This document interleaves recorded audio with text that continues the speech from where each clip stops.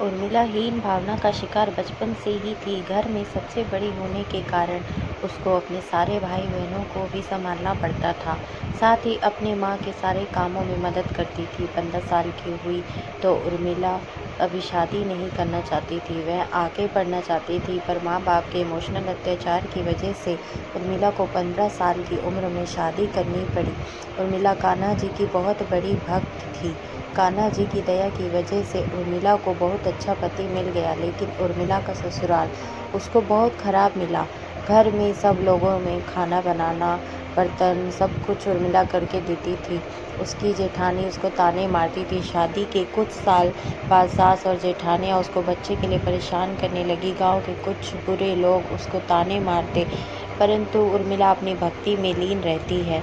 गांव से निकलकर उर्मिला और उर्मिला का पति इलाज कराने के लिए शहर आए। उसने कितने बाबाओं को दिखाया, यहाँ तक कि एक बाबा ने उसको बुरी नज़र से भी देखा। पर कान्हा जी का जिसके सर पर हाथ रहता है, तो उसका कोई भी बाबा और कोई भी दुश्मन कुछ नहीं बिगाड़ सकता। जिस मंदिर में कान्हा जी की पूजा अर्चना करने जाती थी, वहीं एक पंडित ने देखा कि लड़की रोज रोज पूजा अर्चना करने आती है और मंदिर की साफ सफाई करती है। पंडित ने खुश होकर उर्मिला को बाल गोपाल जी को दिया। घर मिलाने के बाद उर्मिला बाल गोपाल जी की सेवा में लग गई। उर्मिला का पति कभी नाराज रहता था, कभी खुश रहता था। उर्मिला के पति के पास पैसे नहीं थे कि वह बाल गोपाल जी की सेवा पूरे आराम से कर सके। उर्मिला ने अपने पति की भी नहीं सुनी। वह बाल गोपाल जी की सेवा करती तो खाती उसी से, बाल गोपाल जी को भोग लगाती। धीरे धीरे उर्मिला की ज़िंदगी में बदलाव आने लगे। उर्मिला के पति को एक अच्छी नौकरी मिल गई। उर्मिला के पति को भी बाल गोपाल जी की सेवा करने में अच्छा लगने लगा और वह भी कान्हा जी की सेवा करने लगा। उर्मिला की श्रद्धा कान्हा जी को लेकर इतनी ज़्यादा थी कि वह सारा दिन बाल गोपाल जी की सेवा में लगी रहती।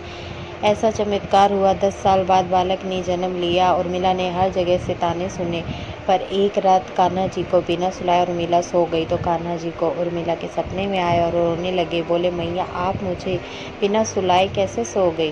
उर्मिला के सपने में आते हैं, उन्हें बताते हैं कि मुझे ये चाहिए। उर्मिला की आस्था में ही दम था कि जिन डॉक्टरों ने बोला था कि उर्मिला तुम कभी माँ नहीं बन सकती हो, आज वो आश्चर्यचकित हैं। हम भगवान का हाथ छोड़ सकते हैं, लेकिन भगवान हमारा हाथ नहीं छोड़ सकते। जो लोग उर्मिला को ताने मारते थे, आज वही उर्मिला के बच्चे की तारीफ करते नहीं थकते। इसलिए कहते हैं भक्ति में शक्ति है।